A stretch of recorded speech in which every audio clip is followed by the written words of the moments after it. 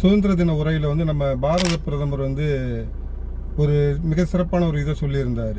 காட்டுக்குள் ஒளிந்திருந்த மலைப்பகுதியில் ஒளிந்திருந்த நக்சல்களை வந்து ஒழிச்சிட்டோம். ஆனா அறிவு ஜீவிகின்ற போர்வையில, சுற்றுச்சூழல் போராளிகின்ற போர்வையில நாட்டுக்குள் ஒளிந்திருக்கும் நக்சல்களை வந்து நம்ம அடையாளம் கண்டு, பொதுமக்கள் அடையாளம் கண்டுக்கணும், அவங்ககிட்ட இருந்து ஒதுங்கி இருக்கணும் அவர் பேசியிருக்காரு அப்படின்னு சொல்லிட்டு அவர் பேசியிருக்காரு.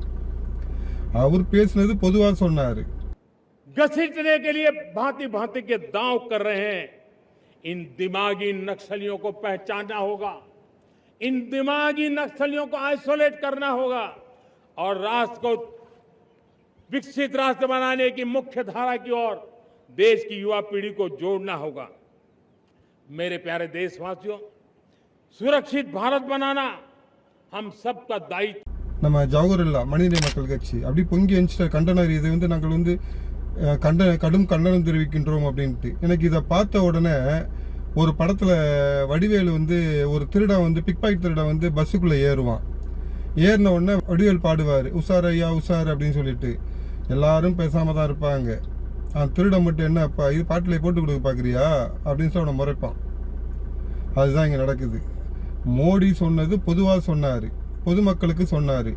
கேட்குறவங்களாம் பேசாமல் தான் போயிட்டு இருக்கான் நல்லவன்லாம். இந்த நகர்ப்புற நக்சல் இருக்காங்க பார்த்தீங்களா, நக்சல் சிந்தனையோடு இருக்காங்க பார்த்தீங்களா, அவங்களுக்கு தான் இது பதறானுங்க, பயப்படுறானுங்க. மடியில் கனம் இல்லைன்னா உனக்கு ஏன்டா வழியில் பயம். அவர் பொதுவாக சொன்னார், எல்லாரும் பேசாமல் பொத்திட்டு இருக்காங்க. உனக்கு மட்டும் ஏன் இப்படி துடிக்குது? இந்த மாதிரி துடிக்கிறவர்களையும் கண்டுக்கணும். ஏன்னா புதிய சாலை வசதிகள் போட்டால் அதுக்கு போராட வந்துடுறானுங்க, அணுமின் நிலையம் கொண்டு வந்தால் அதுக்கு போராட வந்துடுறானுங்க, புதிதாக தொழிற்சாலை வந்து அதுக்கு போராட வந்துடுறானுங்க.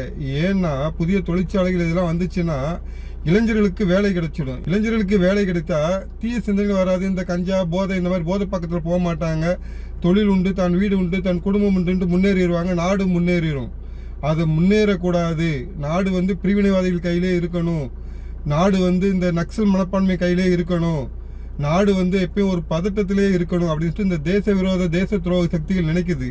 அதுக்கு இவங்க துணை போறானுங்க.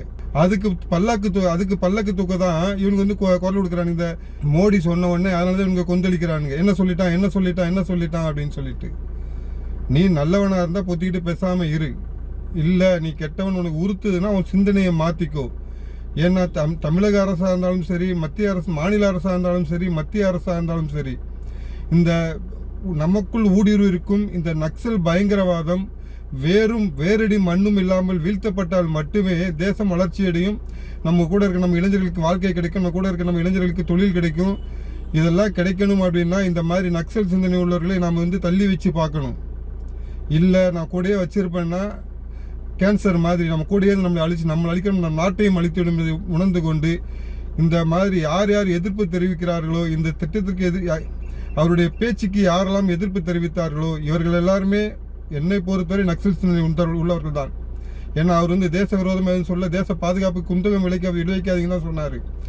தேசத்தை காப்பாற்றுங்கடா, தேசம் நல்லா இருக்குன்னு சொன்னால் இவனுங்க ஏன் கொந்தளிக்கிறான்னு தெரியல. அப்போ கொந்தளிச்சு அவனுக்கு தேசம் நல்லா இருக்கக்கூடாதுன்னு நினைக்கிறவங்க அப்படின்னு சொல்லிட்டு பொதுமக்கள் நினைக்கிறாங்க, நானும் நினைக்கிறேன்.